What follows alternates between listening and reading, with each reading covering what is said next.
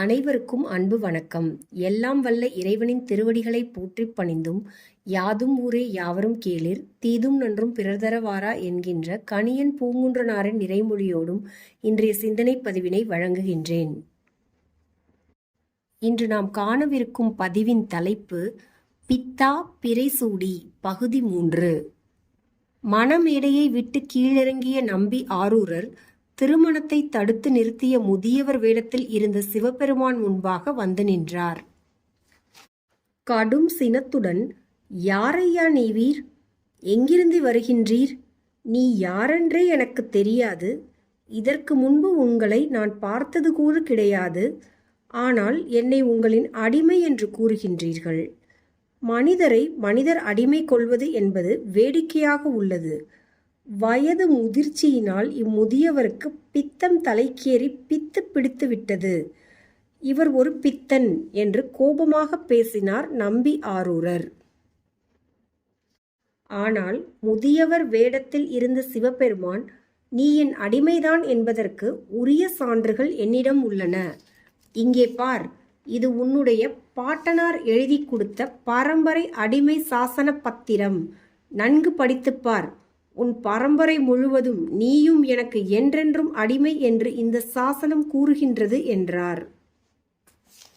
திருமணம் தடைப்பட்டு விட்டதே என்ற கடும் சீற்றத்தில் இருந்த நம்பி ஆரூரர் ஓடோடிச் சென்று முதியவரிடம் இருந்து ஓலையை பறித்து கிழித்து அங்கு எரிந்து கொண்டிருந்த வேள்வி தீயில் போட்டுவிட்டார். பின்னர் நகைப்பு மேலிட, சான்று சான்று என்று எதையோ நீட்டினீர்கள். தற்போது எந்த சான்றுகளும் உங்களிடம் இல்லை. எனவே இங்கிருந்து கிளம்புங்கள் என்று கோபம் கொப்பளிக்க பதில் கூறினார் நம்பி ஆரூரன். உடனே முதியவர் வடிவில் இருந்த சிவபெருமான் குழுமியிருந்த கூட்டத்தினரை நோக்கி, அறிவுசார் சான்றோர் பெருமக்களே, இந்த நம்பி ஆரூரன் என் அடிமை என்பதற்கான சான்று சாசனத்தை இவன் படித்து கூட பார்க்காமல் தீயில் போட்டுவிட்டான். இவனுடைய இச்செயலே இவன் எனக்கு அடிமை என்பதை உறுதி செய்கின்றது. இவன் இவ்வாறு செய்வான் என்பதை நான் முன்பே அறிவேன். எனவே அடிமை சாசன மூல ஓலையை பத்திரமாக வைத்திருக்கின்றேன் என்று கூறி உண்மை சாசனத்தை முதியவர் அனைவரின் முன்பும் காட்டினார்.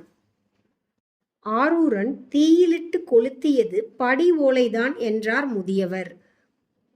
இதனை சற்றும் எதிர்பாராத நம்பி ஆரூரர் அதனையும் பறிக்க பாய்ந்து முயன்று தோற்று போனார்.